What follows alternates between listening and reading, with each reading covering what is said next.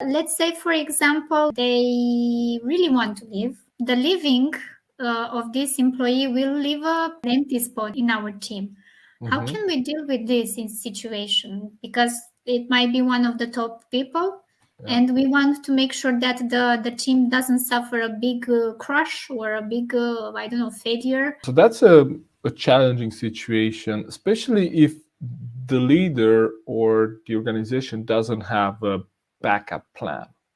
Like one of the things that I've done when I lead my team, and also what I advise leaders to do, is to always have a 3-case scenario. What I mean by that is, what would happen if Madalina is leaving tomorrow? Do I have 3 cases or 3 scenarios of replacing her tomorrow?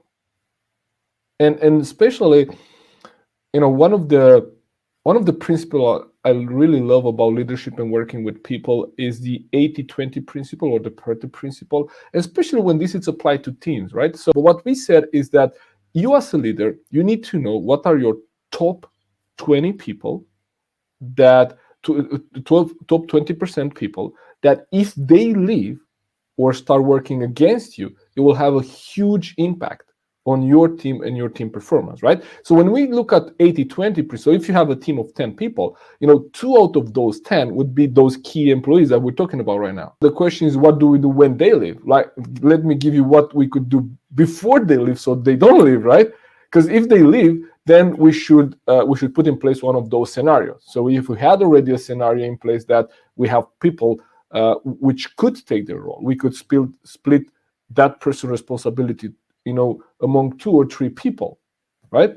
And maybe redesign some roles. So someone leaving is not necessarily always a bad thing. Sometimes could be also an agent of change. So we had some, role split before, and now because this person left, now we can actually assign these tasks in a different way and create opportunities for someone who already has the potential to take that position. Because as a leader, especially in today's world, I know leaders that have up to, I know someone, I spoke with him recently, has 52 consultants under his, leadership. Like, how can you make time for 52 people, right?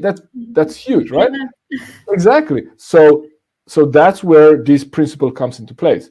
So to answer your question, if we are now faced with that, with that person leaving, then we need to look at, do we have a scenario? Do we have someone who could take the responsibility? And do we have someone that wants to be promoted and we could promote to take that responsibility, or can we split that responsibility among the team members?